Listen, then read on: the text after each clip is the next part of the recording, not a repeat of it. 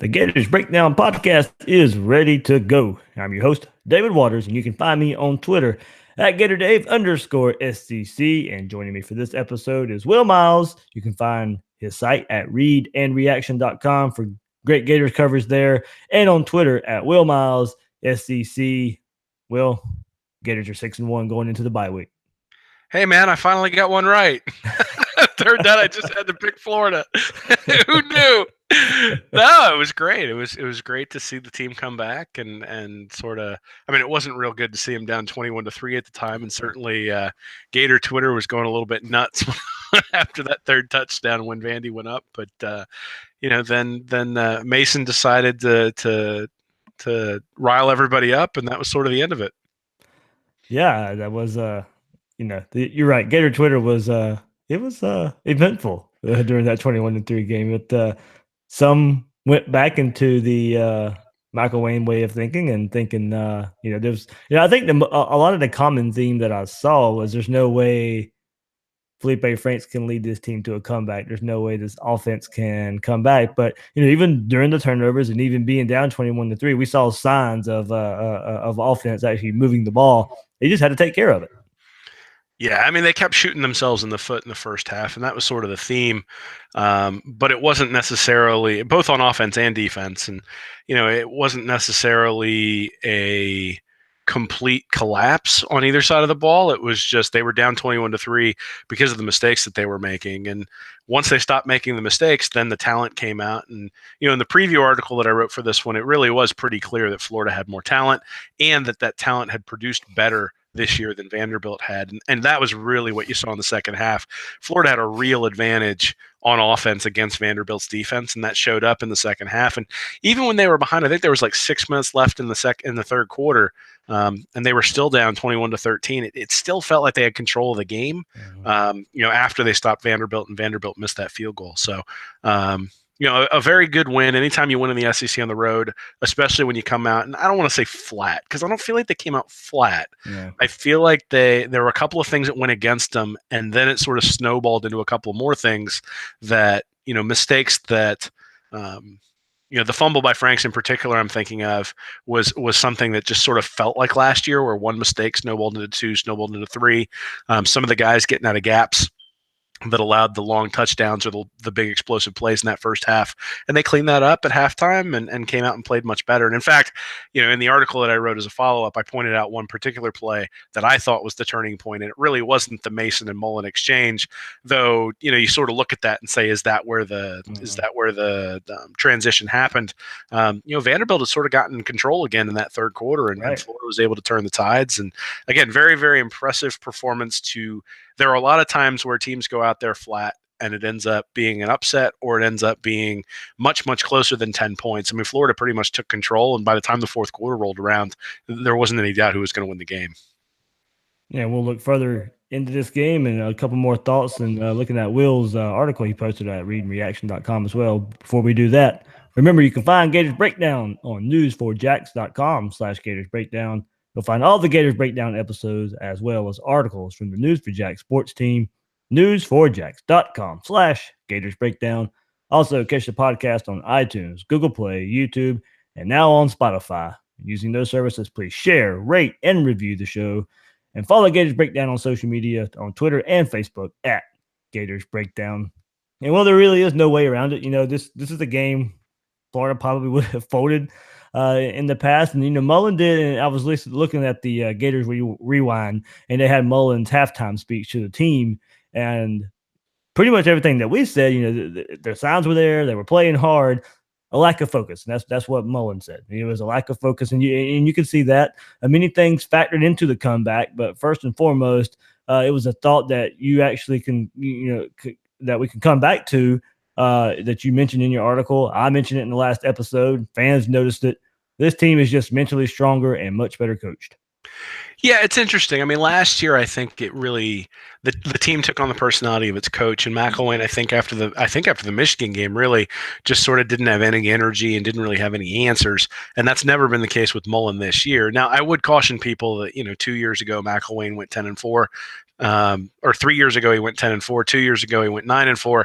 So it's not as if Florida didn't didn't fight through adversity those couple of years. It was just that the offense wasn't scoring 35 or 37 points in order to put that game away, or in order to come back in a game in this type of fashion. There was a stat on the broadcast, I think, that the last time Florida came back from 18 points down was 1980 something, 85, 83, something like that. Now, there's two things there. One is that usually when you're down 18 points, the team you're playing is better than you. Yeah. So it's a lot harder to come back. Yeah, they matched the deficit of a 2003 comeback at Kentucky. Okay. And I mean, I don't think that in this case, I don't think Vanderbilt is. I mean, I think you look at it and they are objectively a worse team than Florida. Florida just didn't play like it in the first half, and Vanderbilt took advantage. And then you had Vaughn go out with the injury, and I don't think that turned the game, but I do think that it allowed Florida a little bit more leeway in terms of, if you get out of a gap, it's a 10-yard gain rather than it being an 80-yard gain. That makes a difference, obviously, but I think they would have tidied that up in the second half anyway and probably win this game. But, there were a couple of moments there where it got a little bit hairy, particularly in the second half when Vanderbilt, after Florida went 3-and-out on the first drive, got the ball in Florida territory, drove down the field, and CJ McWilliams made a really nice play to force the Vanderbilt field goal, which they then missed. If Vanderbilt goes in for a touchdown there, and if McWilliams hadn't made the play, it would have been a touchdown. If Vanderbilt goes in for a touchdown, all of a sudden it's 28-13. It's a much different game. You wonder whether Florida's got to get into a little bit more of a panic mode, trying to force some things, and then the game maybe turns out differently. So, inevitably, you put yourself in that situation. One or two plays is going to turn it. Florida was able to make the plays this time, but certainly, you don't figure they're going to come out sloppy against a team like Georgia. But the games after that, we might need to look for this again in the future. Do they have the ability to put 2 or 3 games together again like they did this one? Again, right before you get to the bye week, that's usually where teams struggle. It was one of the things I think people understood, that the game starts at 11 o'clock local time. It's Missouri, so the stadium isn't really full. I was pretty impressed that the stadium seemed to be full of Florida fans. There was one fourth down play where I was wondering whether Dan Wolken was going to call Florida fans soft this week, because they seem to travel to Nashville no problem. So yeah, most people thought it was 70-30 Gator fans there. So I mean, it looked like it in the stands. It certainly sounded like it, which, hey, that's great. I mean, Gator Nation goes everywhere, and certainly, a lot of our followers and a lot of our friends on Twitter were pointing out that they were going to the game, and gave the team a little bit of an advantage, particularly. And this is one place where I do think the altercation maybe made a difference. Is the fans certainly got louder after that. They were sort of on their hands a little bit. Down 21-3. You're sort of, God, is this, after all the success we've had, is this where it's gonna, where it's going to change? And so I think that sort of maybe fired up the crowd a little bit, and maybe everybody loosened up a little bit after that. Yeah, it is funny. I was tweeting during the game. Florida was getting out physical at times early, maybe not even coaching well early. Man, I got that echo. I don't know what the deal is. It just wasn't going well early, but I never, as much as I was pointing out the negative that was happening, I never still really felt that Florida was out of it. Even down 21-3, the way they were moving the ball, get a few breaks to go your way, and the game completely turned around, and that's what happened there. One main takeaway, Will, from the game, and you mentioned it in your article, Franks averaged 9.3 yards per attempt in the first half and 9.8 yards per attempt in the game. And quote, you said Florida was moving the ball because of Franks and not in spite of him. In the quote there, so even with the turnovers, there weren't the boneheaded mistakes and throws. He did miss some throws, of course he did, but there weren't really bad decisions. He hit some passes over the middle, took advantage of a Vandy defense with some of the wide running back swing passes and other easy throws.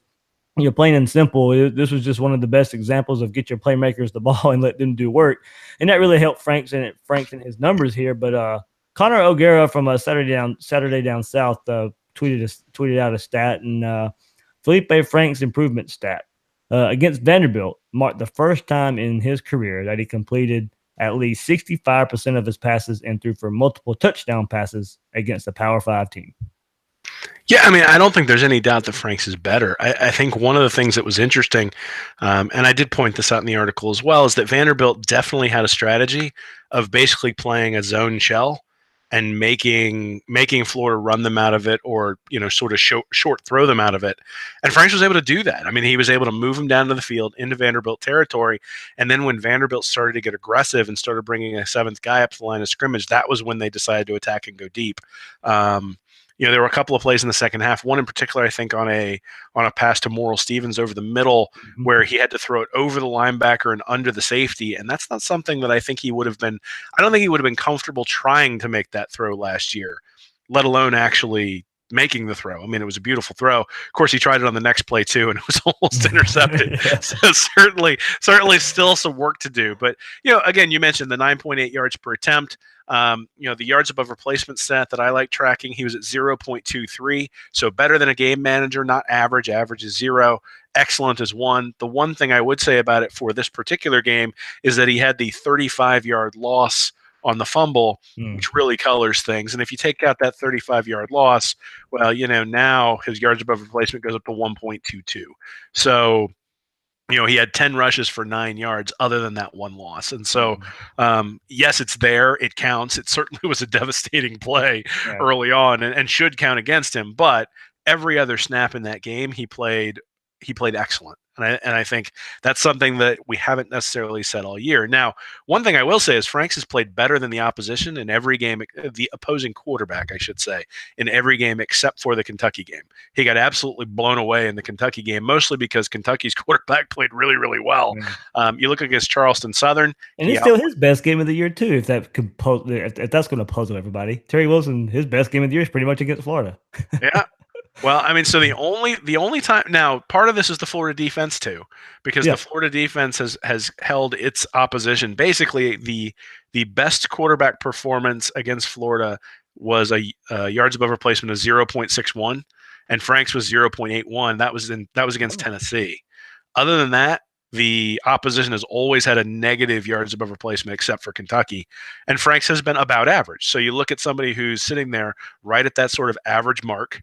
And then you look at the opposition always being negative, and they've won those games. And for the most part, if there's a pretty wide gap in quarterback performance, you're always going to see you're almost always going to see the team with the better quarterback win. It's not a shock to say that, but you look at LSU. So Franks was at negative 0.47, so he wasn't fantastic, but Burrow was minus 1.58. Florida wins. Vanderbilt, Franks is 0.23. Shermer's negative 1.43. Florida wins. Same thing against Mississippi State. Franks was negative 0.9, so he wasn't fantastic, but Fitzgerald was negative 2.7. And so, really, this is the first time I've seen Franks really score points with his arm where it wasn't necessarily things that were designed in the offense. And you're starting to see him grow into that. Now, it'll be interesting to see what happens. I'm really interested to see what they come out with in the Georgia game, having had a full week to put in wrinkles and put in sort of break tendencies. And they've been running that reverse to Tony. And I'm really curious to see what they're going to do against Georgia, because I think one of the things you can do is you can fake that reverse, roll Franks out to the right, and maybe get a tight end on a linebacker deep across the middle. And I wonder whether we're going to see a little wrinkle like that when they play Georgia in a couple of weeks. Well, I think we'll stay on Franks just for a second, too. And, we're at the bye week, kind of a midway point of the season going into the Georgia game. If we go back, of course, to before the season started, and it was the quarterback battle with Trask and how much Emory Jones would play, and Emory Jones come in and be the Tim Tebow role and come in and rush and get yards there on the ground. And for every week, we know we've pretty much seen improvement in Felipe Franks from game one to game this last week against Vanderbilt, where you're 7 games in, you're 6-1. I can't lie and say I saw this coming, from Felipe Franks. And my reservation of an 8-4 Florida team for me was because I didn't necessarily know if I would see growth from the quarterback position. I had faith in Dan Mullen, but I didn't necessarily have faith in Felipe Franks. And now, 6-1 later, there is some belief in Felipe Franks, and there is a belief that he is a good quarterback. Now, he is a good quarterback. He's not great, not going to be a Heisman winner by any means or anything like that, but for what they're asking him to do in this offense and what they're asking the quarterback to do, and for the most part, a lot of the boneheaded decisions are out of there now. I mean, I mean, he's really impressed me with the way he's improved from game one to this past week. Yeah, so last year's quarterback rating was 113. This year it's 143.2. Yeah. So, I mean, it's been a significant improvement. I think he averaged 6.3 yards per attempt last year. He's 7.7 this year. 15 touchdowns this year, and he had 9 all of last year. So, he had, and last year he had negative rushing yards. This year he's got 55 rushes for 126 yards. So he's contributing there as well. To be honest, this is kind of what I thought would happen. I didn't think he'd be quite this good. I thought he'd be slightly below average, and right now he's slightly above average. But you could sort of see it when you looked at Mullen and Tyler Russell, I think it was, when he took over at Mississippi State, saw a pretty significant improvement right off the bat, mainly because he just got rid of all the negative plays that Russell was taking at the time at Mississippi State. And that's kind of what he's done with Franks. I can't remember the last time I looked at it and just said, oh, he should have thrown that ball away, and instead he took a sack. I mean, there have been a couple of plays where he's gotten sacked where, the offensive line broke down or he didn't read the blitz correctly or something like that. But I really don't remember a play where he sort of couldn't find his guy, panicked, ran out, tried to get out of the grasp of somebody and got thrown to the ground. There just haven't been any of those. And so, he's improved significantly. To me, the reason I picked Florida to be 7-5 was because of the defense, and the defense played great. And so when you combine that with a quarterback who's really, I mean, I do think we can call him a game manager, and I don't think that's necessarily a slight. I think it's what he's being asked to do. And I think it sort of fits within his ability and what Florida is giving and what Mullen is giving him to do. I mean, he is not going to throw you out of the kind of defense you want to play against him. In fact, I think one of the things that we should probably take from the Vandy game, if I was a defensive coordinator, I saw a way to stop Florida. It's just Vanderbilt didn't have the patience or the athletes to really take advantage of it. I think part of the mistakes that we saw in that first half. So I think the first drive was 9 plays. The second drive was 16 plays, and each one of those drives, they had to settle for a field goal, I want to say, because there was a penalty on the second drive. They obviously threw the interception on the first drive, and then they were starting to build another drive when Franks fumbled the ball. And I think that is a way to, if you can keep Florida in front of you and you don't give them those explosive plays, I think you can limit what they can do offensively. Mississippi State did the same thing. I mean, you remember there were a lot of swing passes thrown against Mississippi State. It's because Mississippi State had made the strategic decision that they were going to lay back and not give up any big plays. The difference is this year Florida hits 4, 5, 6 big plays a game, and those turn into touchdowns. And the team that can take those away is going to be the team that ends up getting them, if anyone can get them. But as of now, nobody's been able to do it, mainly because the running backs have provided enough cover that they've then opened up some things for Franks down the field. Yeah, and Will, this is all what we're going to. The key so far this season is just pure coaching to me, and it's what Mullen is doing with these players, and most of them played a good bit last year on that 4-7 team, and there's not a lot of trying to fit the square peg in the round hole. The saying we heard so much these especially going back to the Muschamp days. He's taking what he has and show marked improvement in every phase of the game so far. They've won in every which way imaginable so far this season, blowing out opponents you should have, bouncing back after a loss, winning with getting turnovers, winning with hard-nosed defense, with not getting turnovers, getting into a slugfest with LSU and coming out on top, winning in comeback fashion this past week, and matching the largest road comeback. And this season's had it all. And a sign of great coaching is finding all these ways to win right now. And games where Florida hasn't run many offensive plays, and then games like this past week where the Florida offense had 92 plays. I mean, just going to what we've seen these last 2 coaching regimes, being able to see 92 plays run by an offense is ancient, or not ancient. It's far fetched and not necessarily expected. But 92 plays against an SEC team, I think, really speaks to the growth of this team and growth of this offense. And also calling all these trick plays and finding the right time to call those, and the Tony pass to Stevens versus Mississippi State, the Kroll throwback, the fake punt versus Vanderbilt, all those game-changing plays to me is another testament in getting everything out of this team so far this season. Yeah, I think there are a couple of things that really stand out to me. One is that I'm going to have a preview coming up this week on this, or a review this week on the site, sort of looking at the first half of the season and where Florida stands and all that sort of stuff. And I haven't finished running all the numbers, but they are not first or second in most of the categories in the SEC. When you look at yards above replacement, when you look at just where they rank rushing, where they rank passing, offense, defense, like they're kind of middle of the pack in all of those things. But they were so bad last year in certain aspects of those. They were really bad against the pass on defense. They were really bad throwing the ball on offense.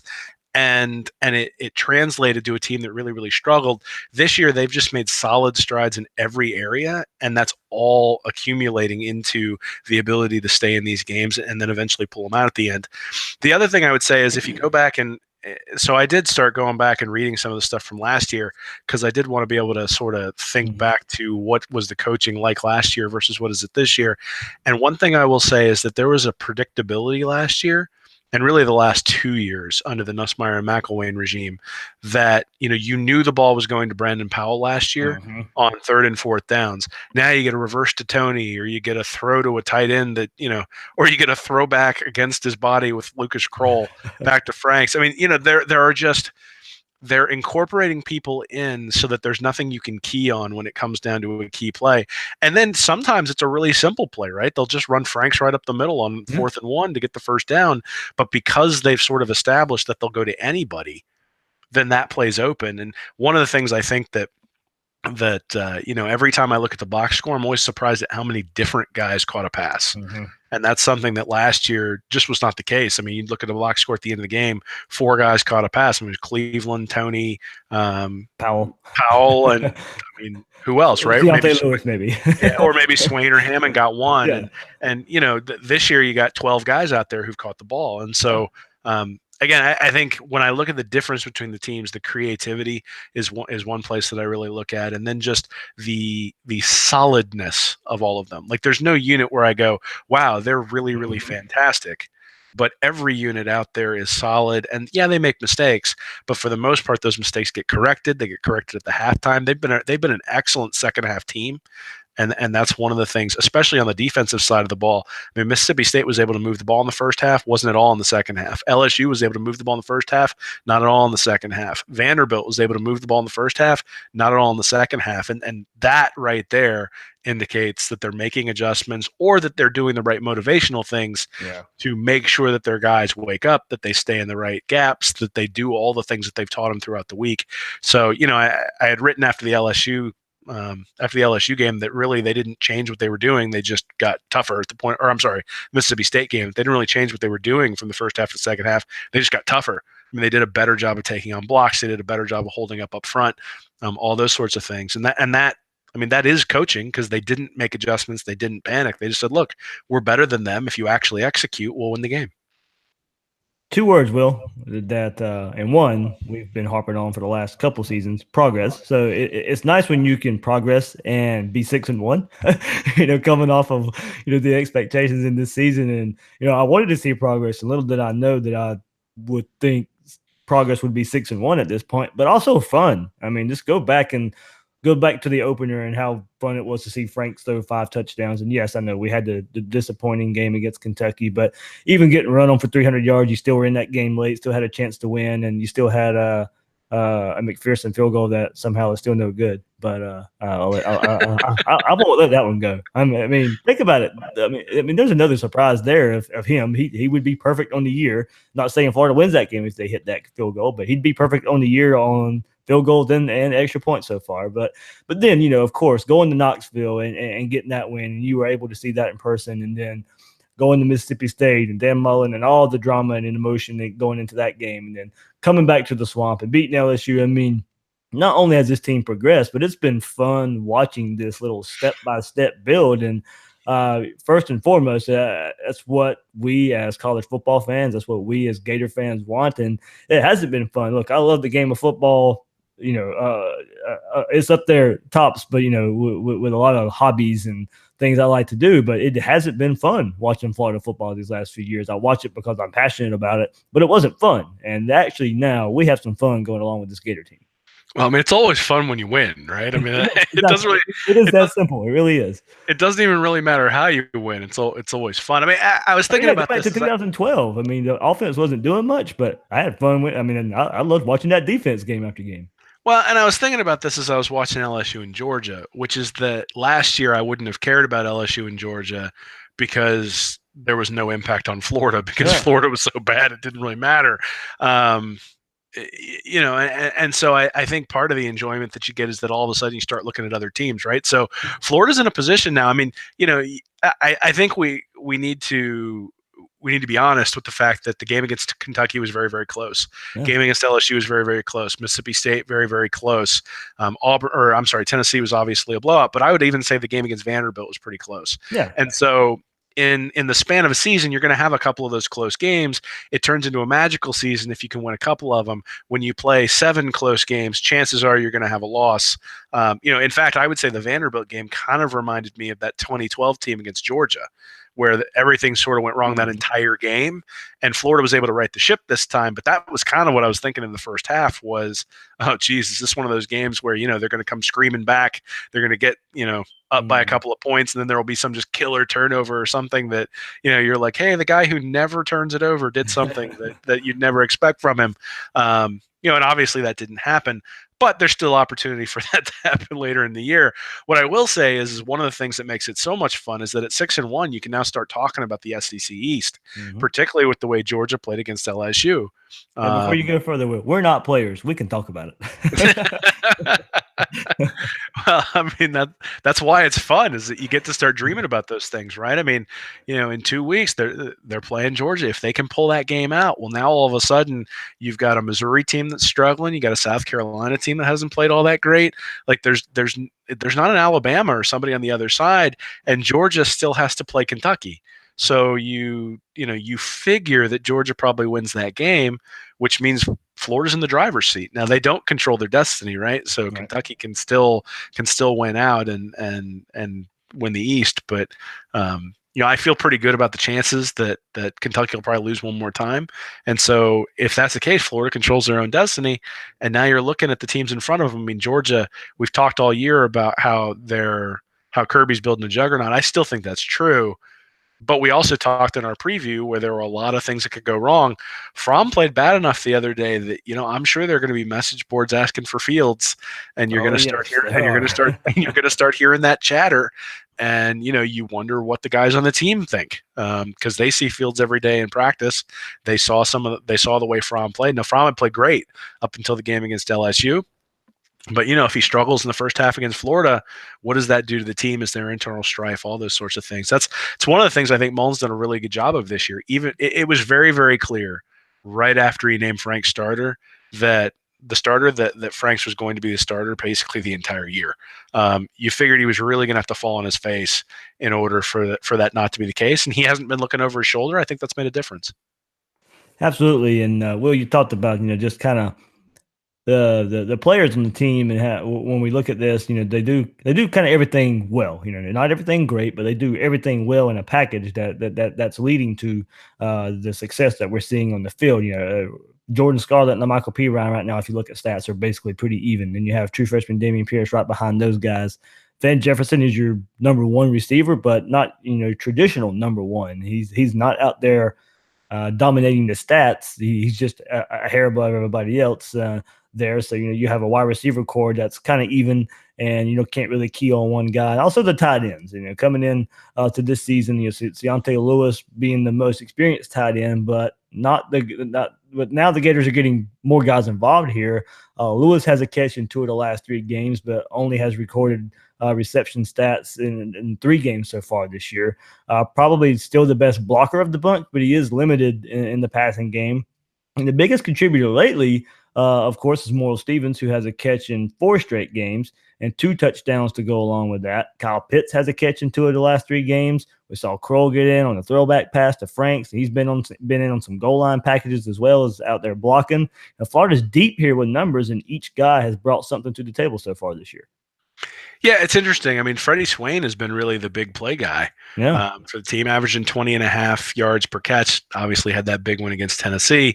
Um, Van Jefferson has been more of a possession receiver. Same thing with Grimes. Same thing with Cleveland. Really, Morrill Stevens is second. Well, I guess third on the team if you count Dre Massey, who's got one catch for 18 yards. But for people who have more than 5 catches, Morrill Stevens has the second highest per catch average. I mean, he's the guy who's getting open, and really is presenting a mismatch in some of the things that Florida wants to do, just because Mullen's able to get him in one-on-one coverage across the middle, and Franks has been able to find him.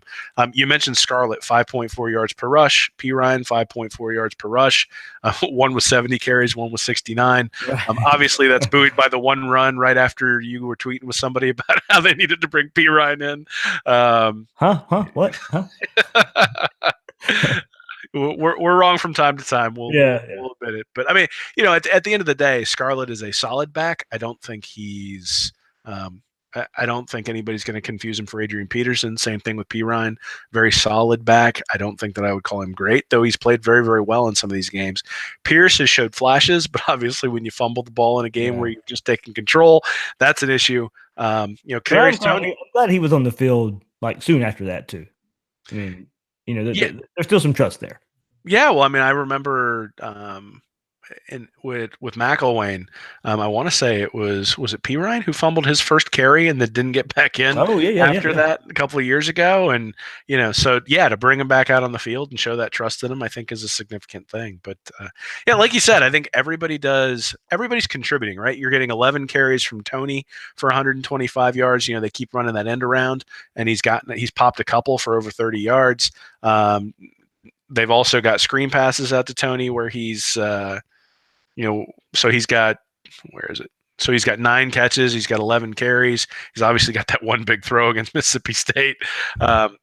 Franks, again, not winning any Heisman trophies, but been very, very solid. And I think you can say, I actually think if you were going to point out where guys are exceeding sort of average, that's when you go over the defense. You look at people like Quashon Joseph, you look at Polite, Zuniga, Chauncey Gardner-Johnson, all those guys. Basically, everybody who's got a boatload of tackles for loss. Those are the guys who are really excelling. And Donovan Steiner, he's one of the guys that we sort of pointed out in our preview of the season that thought he might play well. He's got 36 tackles. He's got obviously that one big tackle for loss against Mississippi State, but more than anything, having a steadying influence on the backside.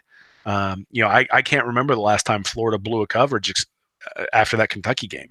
And there haven't been any blown coverages. There haven't been any plays where you're like, oh, that guy's wide open. I mean, I guess there was the one on the little swing pass against Vanderbilt after the touchdown they took to take the lead. But beyond that, I don't remember blown coverages, and that really speaks the Tennessee one. The tight end. Yeah. But you're right. I mean, we got to sit here and really think about it. I couldn't come up with that right quickly. So I mean, I can think of like 3 in the Michigan game last year, just all by myself, just thinking back to that game, and that isn't happening this year. So again, I think if you look at where Florida has really excelled this year, clearly the defensive side of the ball. But again, they were relatively poor on the defensive side of the ball last year, particularly against the pass. They were really poor on offense for 3 straight years, and both units now have become average to above average. And when you get that combination, you're going to get considerable improvement of the overall team, especially when you combine it with special teams. And let's be honest, without that fake punt to Townsend, I'm not sure that they win this game. I mean, that was a turning point as well, is just sort of the Red Sea parting, and then there he went running through. And I think there's something to be said about your punter who absolutely tries to blast the guy who tries to tackle him rather than sliding. Yeah, you mentioned defense, and to go along there, you mentioned all the guys tackles for loss, and a lot of these defensive linemen, especially in the middle, Slayton, Conliffe, lately overtaken by Kyrie Campbell, Adam Schuler, even Kerry Clark and Marlon Dunlap getting more playing time recently. And, not much mention if Slayton or Conliffe are hurt or, some other maybe suspension or something. I don't think so. Nothing's been announced. But the production from the other 4 guys has stepped up lately. And according to university official stats, Slayton has actually been labeled a non-participant in the last 2 games. And Conliffe hasn't recorded any stats the last couple of games. So you've seen Campbell and Schuler and Clark and Dunlap lately. And, when the season started, it was Slayton and Conliffe. So it makes you wonder how much this defense has changed from the start of the season to after the Kentucky game, and where you're starting to see the name of Campbell, Schuler, Clark, and Dunlap get more playing time. And, this we talk about the offense and kind of how it all is spread out here. The defense looks like they have kind of figured a lot of the guys they want out on this front line. Yeah, I think some of that's a testament to Grantham. Certainly, rotating those guys in. Some of it's a testament to the guys who've come in and shown out. I mean, I remember Schuler really playing a key role stopping the run against Tennessee when I was watching live. He was somebody I really noticed in that game, particularly on the safety. I think he was involved. I think a lot of what Polite and Zuniga have been able to do is tied in with what the defensive tackles have been able to do. If those defensive tackles are able to occupy two offensive linemen, it frees up those guys on the edge to really come around and wreak havoc. But if those guys get pushed back, there's a pocket for the quarterback to step up into, and then they can deliver the ball. And so those speed rushes that Polite and Zuniga are bringing to the quarterback only work if the defensive tackle is really getting a push. And that was something we really saw in the first half against Mississippi State. The defensive tackles got pushed around a little bit. In the second half against Mississippi State, they didn't get pushed around at all. It's a big part of the defense being able to occupy guys up front. It's one of the things that I think is a staple of what Grantham's trying to do, and certainly frees up guys like Voshon Joseph. One thing I will say is that if you think about so Florida, Voshon Joseph leads the team with 44 tackles. Chauncey Gardner-Johnson is second with 43. They've combined for 12 and a half tackles for loss. That doesn't happen if the linebackers are getting to the or if the offensive linemen are getting to the second level, right? So what that really tells you is that the defensive tackles are occupying the offensive linemen. They're not able to get off their blocks, and that frees up the linebackers. And, we talked again early in the preview about teams like Tennessee, where they had safeties who were their leading tacklers. And you got to get to Steiner, who's third. He's the third leading tackler. Then you got Reese and Rayshad Jackson. So, four of the top five tacklers are sort of a hybrid linebacker or a linebacker, and then one of them is defensive back. That's kind of what you want to see. You don't want to see two or three safeties up there real high, and we don't see that with Florida. Yeah, it's been nice to see the transformation of this defense and being this more attack aggressive style. I will say that they're probably still a little undersized, but with the speed and I think the speed that you can get out of the athletes that you can get at Florida, I think it kind of lends itself to what we're seeing with Todd Grantham being able to get those guys in the backfield, put pressure on the quarterback, and they pretty much just let the defense go from there. You pressure that quarterback, it controls that opposing offense, and I think they know that, so you can get in that quarterback's head or make him shift his feet or make him run around a little bit more than he really wants to. I think that's how they're controlling this game right now, and it'd be interesting to see when these next few games come up. You got Georgia, you got Missouri, you got South Carolina. You're going to have three quarterbacks that would probably rather stay in the pocket than they would run around a little bit. And it's been the running quarterbacks that have given the Gators trouble more so this year, and guys that are wanting to stay in the pocket that the Gators have been able to collapse on and put pressure on. So if they match up well as far as just a defensive pressure versus these types of quarterbacks, and we'll have to see if those types of quarterbacks can get help from their offensive line and their running back and their wide receivers. But looking at the style of quarterbacks that Florida is going to go against, you kind of have to like what if the defense can get going like we saw against Tennessee and Mississippi State and LSU. Kind of have to like their chances there. Yeah, I mean, I think it sets up well for them in terms of what they do and in terms of who they're coming after, and also on the other side of the ball, what those defenses tend to do versus where where Frank struggles and where the offense has struggled in the past. But really, as long as they can avoid a bunch of unsportsmanlike conduct penalties, I think we'll be all right, man. We don't need any more Voshon Joseph WWE sidewalk slams. That was a true power bomb. I was impressed. I know everybody didn't like him being thrown out of the game, and I mean, again, I think that's a little bit of a cheap thing, but I understand where the officials are coming from, and I think if I'm not mistaken, somebody showed a wide shot of where Voshon Joseph was actually at when that happened. He was like up top left by himself. Not even anywhere near anything that was going on. So yeah, I tried to find it on the telecast and wasn't able to. I think it was a picture somebody had taken from the stands or something. So he was nowhere even near what was going on. So I can't blame him for being mad. That rule definitely has to be changed somehow, some way. I don't know how you'll do it, but it should be easy to keep up with who has a team-wide personal foul and one who has a personal foul.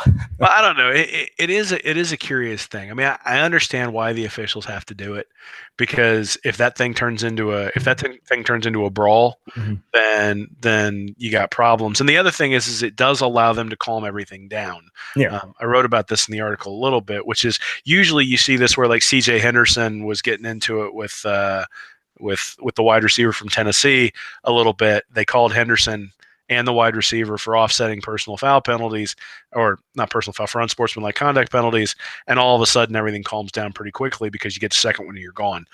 So I think that's sort of the intent of the decision by the officials is, all right, let's calm everything down. It's already getting chippy on the field. We can't call it individually and keep allowing it to be chippy. It might get really out of hand. So we're going to make this call. The problem is that you already had Joseph with one penalty already. And so just by rule, he's got to go. And I mean, I guess I sort of agree with you in terms of he wasn't really involved. At the same time, he was very involved in the chippiness that was happening beforehand. The one thing I'd like to see is that I think if a coach comes onto the field and gets into an altercation with the sideline, it needs to be the coach who goes onto the field who actually gets blamed for it. Yeah. I mean, I know he's going to check on his player, and I get that, but you can check on your player without barking at the other sideline. And, him being out there that far is the only reason that any of that stuff got instigated. And so hopefully the SEC or the NCAA will look into that sort of thing, because it really could have turned into something bad, Right. depending upon the players and their ability to keep people back and all that sort of stuff. And, obviously we don't want to see any of that stuff, but hey, it like I said, it certainly woke up the crowd. I think it woke up the Gators a little bit, and it showed the second half. Well, probably a pretty obvious answer here, but bye week, of course, Georgia, Missouri, South Carolina coming up, Idaho, FSU. Maybe not record-wise, but what do you want to see from this Gator team the second half of the season? Yeah, I mean, I'd like to see Franks continue to progress. I was really impressed with him going downfield against LSU. And I think that continued a little bit against Vanderbilt. I want to see them play a little bit better against zone coverages. They've struggled a little bit, not to move the ball, but again, if you make them go on a 10 or 12 play drive, they make enough mistakes where they end up settling for field goals and things like that. Either like you gotta force them out of the zone and then get aggressive, or you're just going to have to dink and dunk your way all the way down the field, which is kind of what Vanderbilt asked him to do, and same thing with Mississippi State. On defense, I'd like to see a little bit more pressure just from the front four. Yeah. I think they've had to bring guys in order to get pressure. I think Polite and Zuniga are good enough to get pressure without necessarily having to bring the house. And I think at some point they're going to have to get pressure with the front four. My hope is that it'll be the SEC championship where we're saying that they need to do that. But at some point they're going to need to bring pressure with just their front four. I haven't been convinced that they're able to do that. In fact, against Vanderbilt, they really struggle with that. Now, Vanderbilt was being aggressive in their interpretation of holding rules, I would say. But I do think it was called both ways. I think that there were probably holding calls that could have gone on Florida that weren't called as well. I think the officials were just letting a lot of stuff go. But in that case, Polite and Zuniga have to have, counters to the moves that they have. It was pretty consistent speed rushing. I saw one or two spin moves.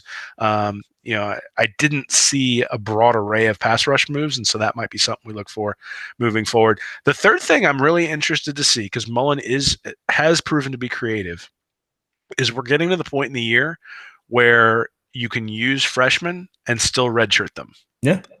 And so I'm curious to see, the Georgia. Everybody's asking about Jacob Copeland. Well, that was the guy that I was thinking about. You got Copeland, but you don't necessarily want to burn his year. Yeah. But if you've got a special play where you think he can contribute, or let's say you think he can be a dynamic player in kick returns, maybe you put him on kick returns against Georgia, and then you sit him out against Idaho or whatever, and that way he gets the 4 games, and you get that dynamic playmaking at the kick return spot, which isn't something that we've seen thus far. I mean, the kick returns have been relatively pedestrian. It's not as if you get a ton of chances to do that, but still, they've been relatively pedestrian. And Kadarius Toney hasn't impressed me at all back there. Well, I mean, that's not necessarily what he's been. What his skill set is, right? His skill set is to take a 5-yard pass and turn it into 20. It is not to juke 6 guys coming down full speed after him. And that's just the reality. But I mean, he hasn't been bad. It just hasn't been been dynamic. It's not Brandon James back there. And the question is, can you find a freshman to do that? Same thing on the defensive side of the ball. Are there people like Malik Langham who maybe give you some extra oomph up front you can bring in, or Amari Burney, who's played quite a bit, but does he start stepping up in his role on the team? So that's sort of what I'd be looking for is more pass rush from the defense, and then what are the freshmen going to be doing? Yeah, mine for me is just these running backs. I think we've seen a little more as the season goes along. You've seen the option be installed, but especially against Vanderbilt, is the use of their hands out of the backfield. They're catching the ball a lot more. You've seen some big plays coming out of that from especially from LaMichael Pirine and the 2 swing passes that he took down to the goal line early, and then right before halftime as well, busting the big play where Florida could attack on an extra 3 points before halftime. And also just running the ball in general too. The last 2 games over 200 yards rushing. Can they keep that going? I think when they're absolutely going to need it in these next 3 games to get on get W's in those games, especially against Georgia. I think you're going to want to see the running backs kind of take over that game and not ask Franks to do a whole lot. So the running game and the evolution of the running backs out of the backfield is something I want to see, and then also kind of penalties as well. These defensive backs. Lately, besides C.J. Henderson, are good for a couple pass interference calls. So maybe get some of that cleaned up and, find that second cornerback that they can rely on from here on out from the rest of the season. We've seen some switching going on around there.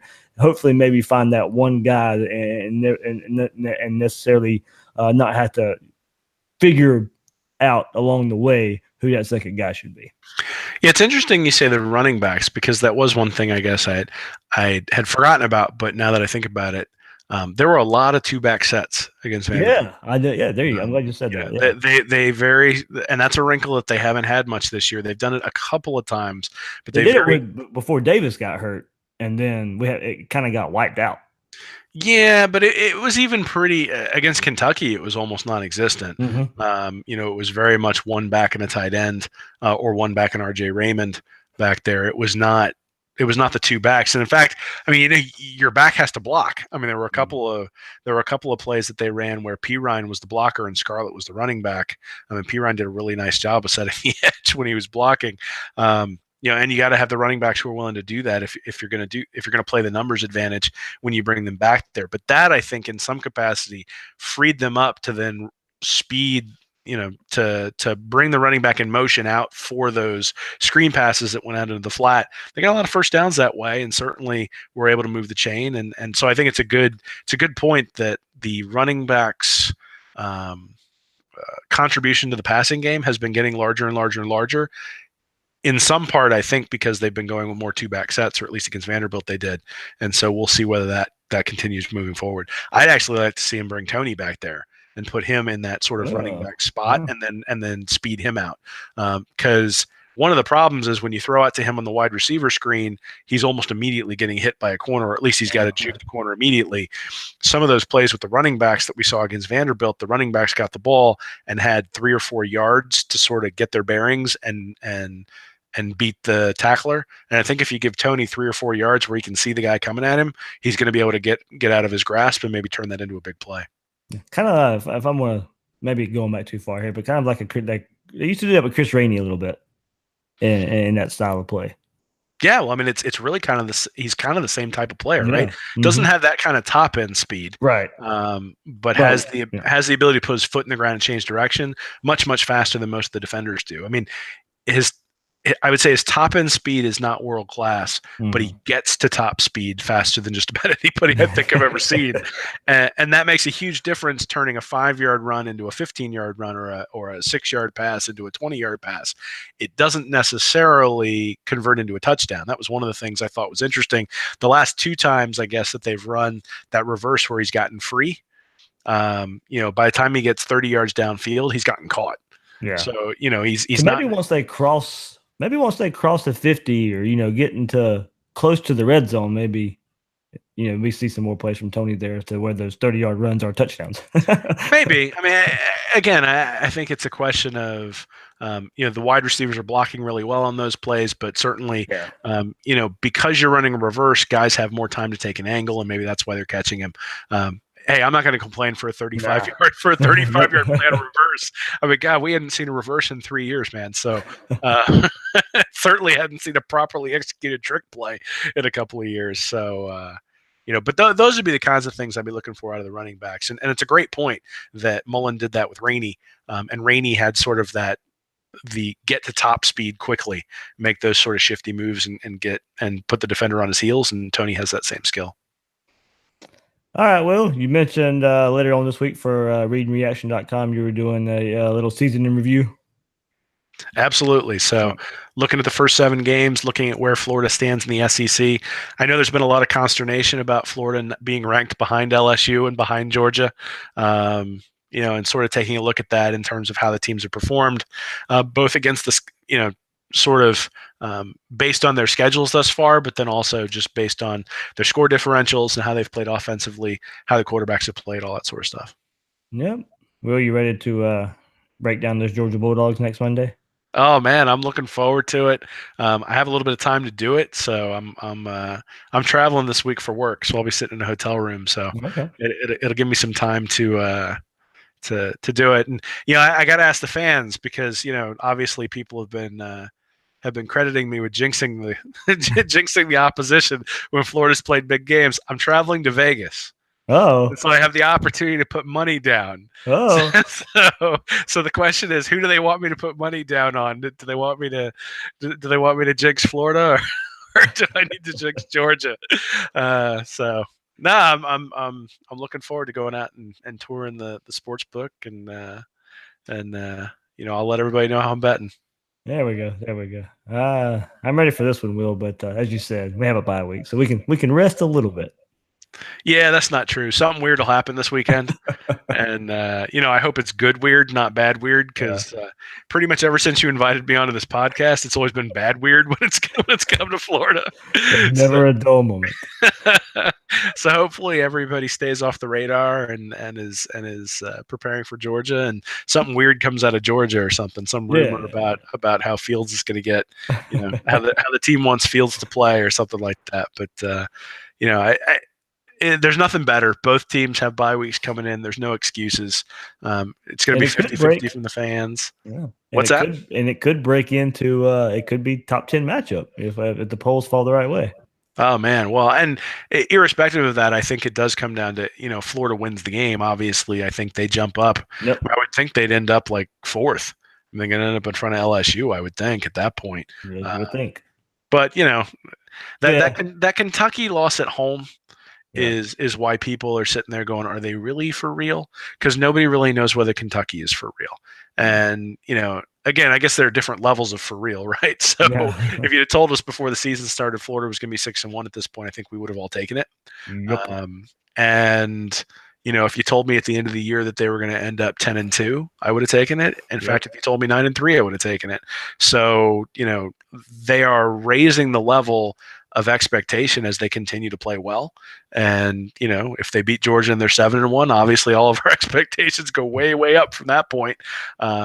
But the team's still inconsistent. We can still see that. The question is, can they overcome those inconsistencies to win the games like they have thus far? And hey, all the credit in the world to them for winning those games, despite sort of the shortcomings and the warts that you see. Yep, it has been fun. All right, that's Will Miles. You can find him at readandreaction.com and on Twitter at Will Miles SEC. I'm the host of Gators Breakdown, David Waters, and you can find me on Twitter at GatorDave_SEC. Guys and girls out there, thanks for listening to this episode of Gators Breakdown.